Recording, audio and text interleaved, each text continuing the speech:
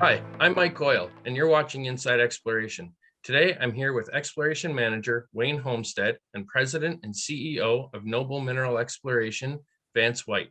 You can find Noble on the TSX Venture under the ticker symbol NOB. Gentlemen, thanks for joining me today. Great to be here, Mike. Good to see you. Hello. So Vance, we'll start with you. It's been a while since we last talked, and you've been a really busy guy, and I kind of want to dabble into the acquisitions you've made, but you parted out part of Project 81 to CNC. So can you talk to us a little bit about that deal? Why did it take so long, and how did the shareholders really benefit from that agreement? Well, Mike, as everybody knows, with COVID, everybody's been working remotely, and that includes various legal teams. It includes the analysts at the venture exchange, and consequently, everything just takes a little bit longer than it otherwise would. On top of that, you're talking about a complicated transaction that involved a number of option properties that we had optioned out to Canada Nickel and converting them into a sale, but at the same time retaining a royalty, a 2% NSR on the Noble State grounds, that being the grounds in Mahaffey, McDermott, and Bradford Township. Now, we did get the conditional approval in November, the final, and closed the deal in December. We have received our 3.5 million shares, and that is subject to a 4-month hold, and it's likely going to be dividended to the shareholders mid to late April on the expiration of the hold period. So to be clear, the cutoff date for those has not surpassed yet. That'll be announced after the 4-month hold is complete. That is correct. Perfect. Okay, so you still have some property in the Timmins area as part of Project 81, but I guess the focus shifts a little bit here. So right now you're focused on Dargavel. Talk to us about your exploration campaign and what you're targeting up there. That is that's a gold trend that we drilled in 2020. We put, I think it was 6 holes into it, and we've got another 6-7 hole program that Wayne can get into with respect to the program that's underway now. We are drilling right now, that's right. Wayne? Okay, Noble has about 20 kilometers of strike with proven gold potential in the Dargavel, Aubin, Lennox, and Nesbitt townships. We've chosen 2 of the most promising targets. We have 2,000 meters planned there. Target 1 is a follow-up of a hole drilled by Chevron in 1984, and it intersected 2.6 grams per ton over 7.8 meters, and that's including 7.9 grams per ton over 2 meters.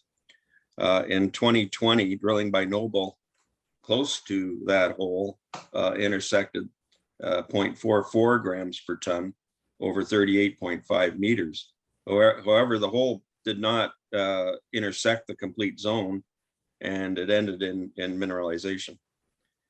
In this program, we're going to be extending that hole to find the true width of the gold zone there. In addition, we're going to be drilling approximately 5 kilometers of prospective ground just to the north of that hole, and we have good targets there that are identified by MAG and EM, airborne MAG and EM. Target 2 is going to be a follow-up of a hole drilled by Inco in the 1960s. It intersected 9.3 grams per ton gold over 0.3 meters, plus 0.51 grams per ton gold over 10.7 meters, and plus 1.2 grams per ton over 6.5 meters. These 2, Inco drilled 2 additional holes there, but they obviously missed the zone.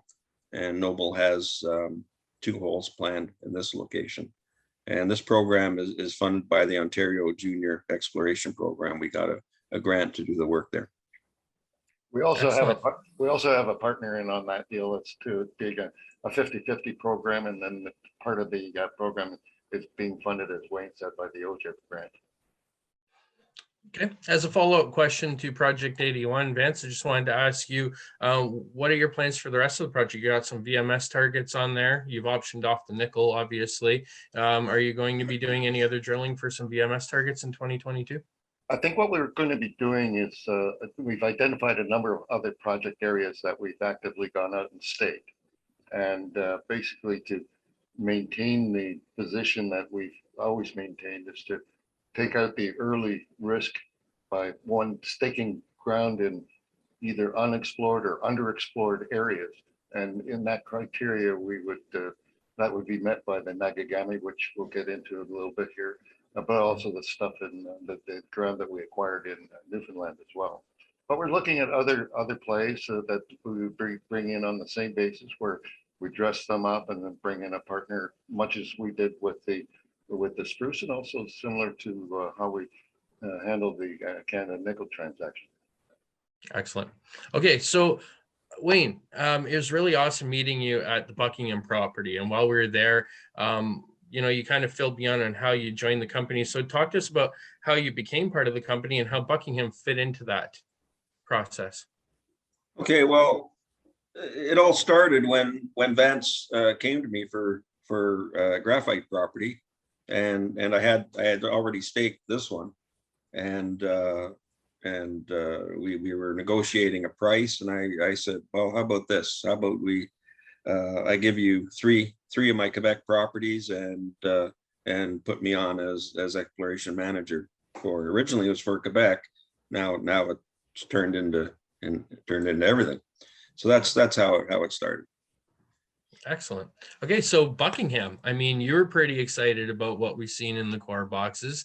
I know Vance was grinning ear to ear, and he's very proactive with the battery metal exploration and everything. That's why he's been picking up these nickel properties and graphite. So what's the plan for Buckingham Township now that you've got these two nice little hunks of land in a very prospective area? Well, we originally staked the graphite occurrence in Buckingham Township because it was long known for graphite potential. That was the original Peerless property, but very soon after, a far superior property nearby came open for staking, and we picked it up. And this was the Buck property. That came with a 43-101 report, an airborne survey, and some metallurgical testing that they had done. In 2015, a 20-kilogram bulk sample was taken from a trench on the property and subjected to a flotation test for graphite. The head grade was 20.7% graphite, and it came back at a purity of 94.8%. The results of the testing indicated 32% of the flakes were large and to jumbo size, and the purity ranged from 94.8 to 96.1% recovery. So Vance, why did you want graphite? What attracted you to that? Well, as you well know, the bulk of the graphite in the world right now is controlled by China, as are many of the various battery minerals or battery related minerals. And we knew that graphite, the market for graphite over the course of the next 10, 20 years is going to be significantly beyond where we are right now. And if we can find a way of bringing in perhaps the Quebec government, I know there's very supportive with respect to the search of these critical minerals, including the EV or battery minerals. Perhaps they're making some sort of assistance down there, apart from which you get a super write-off in Quebec exploration. I like the forward thinking of your exploration plans or your acquisition plans. It's very strategic of you. Okay, so having said that, there's something you don't hear about a whole lot in the mining world, and that's niobium. Everybody's looking at the gold stories and now the nickel stories because, battery metals are heating up and whatnot. But niobium, this is something that's kind of like flies under the radar. And I think this project, after going over it with Wayne, really piqued my interest. So Wayne, why don't you talk to us about this Nagagami project and the niobium prospects on it? Okay, well, during my work in Quebec, I became aware of the um, rare earth deposit and niobium, and that's owned by IM Gold in Quebec.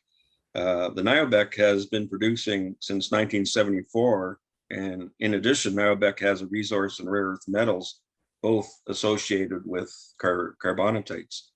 I should explain that carbonatites are a unique family of rocks that form pipes and come from very deep within the earth.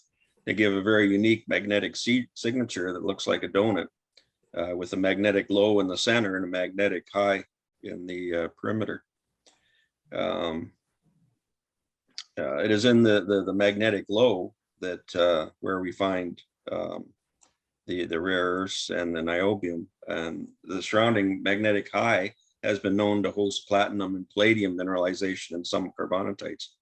Like kimberlites, they come from very deep within the Earth's center, and they do occur as clusters. And there is a graphic that shows how in the area of Nagagami you get a cluster of these carbonatites.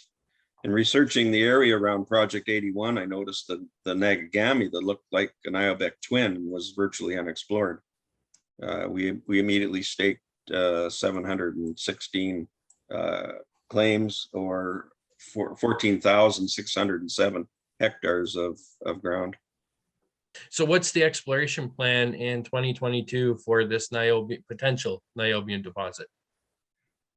Well, we've applied for a work permit, and we plan to drill 3 holes right in the Maglow center of the complex, and this is planned for the spring of this year. Excellent. I think you should mention, Wayne, as well, that once again, this is an unexplored Maglow that hasn't had any holes plopped into it. Yes, there's been virtually no exploration on the Zenyatta discovered graphite on the southern margin, but they have left the rest of the complex unstaked. And there was some work done by Algoma in the 1950s. They were basically looking for iron formation, and they drilled a few holes there. But basically, the center of the complex is untouched. Excellent. So it seems like you're going to be doing a little bit more exploration, drilling, and efforts than we've seen in last years. And I presume that's somewhat under the influence of Wayne being a prospector and explorer himself. Vance, is this going to change your exploration model, being a project generator, where you kind of focus in on doing a little bit more exploration, or are you still just trying to de-risk everything? No, we're going to continue with the project generator model, but it's always been my thinking that if we could go out and find perhaps an elephant in an unexplored area or underexplored area, perhaps you get some lucky, and what come down the road as a result, who knows? I mean, we still want to maintain that generator model, but if we can get in there and do an airborne, or if required, if there hasn't been any airborne done, or if we wanted to do a modern airborne and follow it up with a few holes just to confirm what our thinking was, and then bring in a partner, that's the way we would probably want to go. I mean, we were successful with the spruce deal. We were successful with the Canada nickel deal, and I think we could probably get a little bit lucky in one of these programs that we're following up with. Any plans for Laverocher or Villebon that you want to talk about currently, or are you still in the process of figuring out what you want to do for 2022?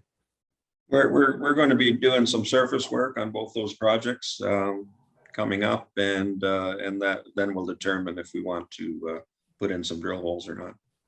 And I guess the last thing I would ask you guys is, do we have any more land acquisitions to look forward to, or do you think you're done for a little while and you're going to just start focusing on exploration? As a matter of fact, after we get off this call, we're going on to another call on a prospect that has been brought to us that looks very, very interesting as well. It's north of Cochrane, but it has easy access to it, and if we can tie it up on terms that are reasonable, then we probably pick it up as well. Excellent. So I guess we're going to have to get together and do this again, and we'll pick your brain about all the other properties that we didn't cover in too much detail today. Absolutely. Excellent. Wayne, it was a pleasure having you on today. Vance, as always, you're a gem to have on as an interviewee. So thanks again, guys, and we'll talk to you soon. Thanks, Mike. Thanks very much. Thank you. Bye now.